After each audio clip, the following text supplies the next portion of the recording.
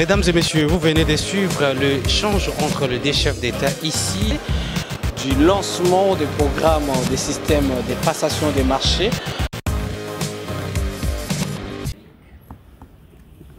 Le concert est désolé pour ces initiatives, comme vous le savez. Le numérique aujourd'hui est un secteur qui nous touche tous. Il entre dans nos maisons jusqu'à atteindre même nos confidences les plus profondes. Il est temps de protéger les Congolais dans son ensemble.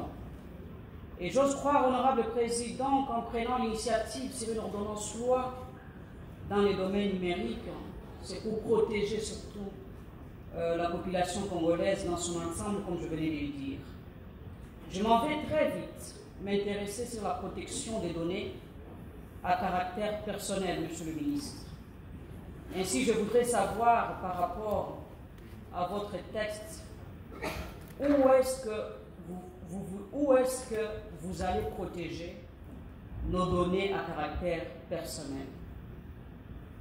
Vous allez sans doute dire que votre ordonnance loi répond à cette question, puisqu'elles sont conservées plutôt en RDC. Mais tous les Congolais s'interrogent, se posent la question pour savoir où exactement seront stockées nos données. Nul ne sait quelle agence ni entreprise le fait. À cette occasion, nous voudrions quand même savoir où vont nos informations. Il faut que nous dissipions les craintes que notre population avait récemment, pour ceux qui avaient suivi quand même le débat sur la conservation de ces données. Certains avaient fait allusion aux États-Unis, certains aux pays voisins que je n'aurais pas cité, honorable président. Alors j'aimerais que le ministre puisse nous éclaircir là-dessus. Monsieur le ministre, j'aimerais aussi que vous puissiez travailler avec votre collègue des Affaires étrangères concernant la coopération, parce qu'il y a des personnes qui opèrent dans des pays étrangers et qui affectent nos États directement, parce que nous ne pouvons pas les suivre, nous les porter plainte en dehors de la République démocratique du Congo. Et j'espère que la convention que nous allons ratifier tout à l'heure va permettre à la République démocratique du Congo de pouvoir collaborer bien entendu avec les États africains dans ce secteur. Honorable Président, j'aimerais maintenant m'adresser au ministre des Médias et Communication et Médias. Je tiens également à féliciter les ministres pour ces initiatives louables. Néanmoins, honorable Président, je m'intéresse sur les dispositions transitoires et finales de son texte pour chercher à savoir pourquoi le ministre ne visait pas nommément les textes antérieurs. Donc, à l'article 140, l'ordonnance loi finira par abroger. En effet, j'ai l'impression de vous sentir hésitant, monsieur le ministre, entre deux impératifs. Celui de supprimer les délits de presse, d'une part, et d'autre part, celui de protéger les victimes de la désinformation, surtout lorsqu'elle est méchamment répandue. Si je dois être plus direct avec vous, monsieur le ministre, quel est le sort de la loi de 1996 fixant les mêmes modalités de l'exercice de la liberté de presse dont vous aussi vous faites allusion? Faut-il penser que toutes les dispositions se trouvant dans celle-ci, non contraires à l'ordonnance loi, restent en vigueur? Je vais maintenant aller dans le régime, monsieur le ministre, de la sanction, en particulier la sanction pénale. J'ai notamment parcouru les articles 113, 120 ou 125. Dans le premier, vous ne sanctionnez que les infractions des presses en ligne. Pourquoi? Sauf si je me trompe.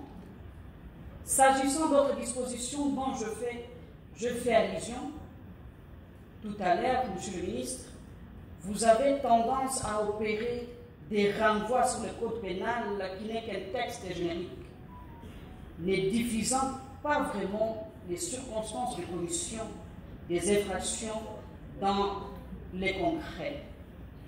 Le droit pénal étant des strictes interprétations, je souhaiterais tant avoir des explications là-dessus, Monsieur le ministre.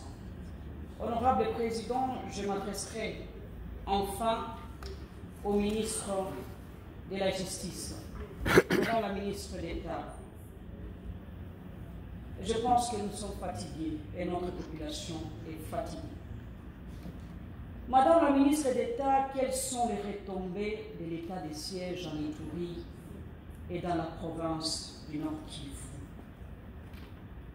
Madame la ministre, est-ce que l'état de siège est devenu le principe ou il est toujours d'une exception?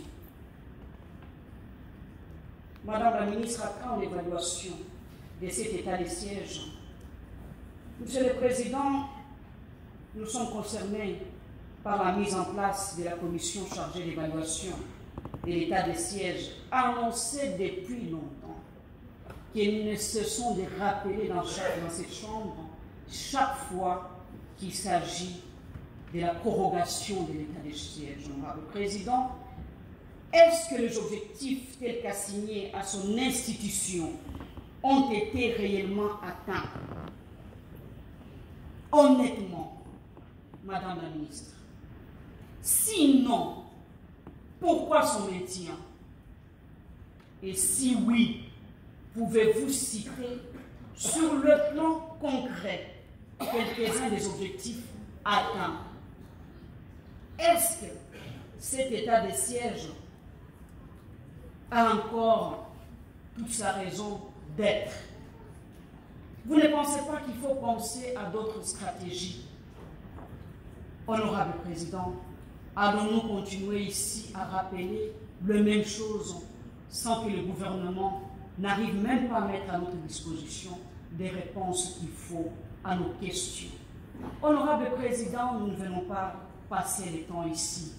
Nous sommes venus représenter nos peuples, nos concitoyens, qui nous demandent de temps en temps de porter leurs problèmes comme il se doit.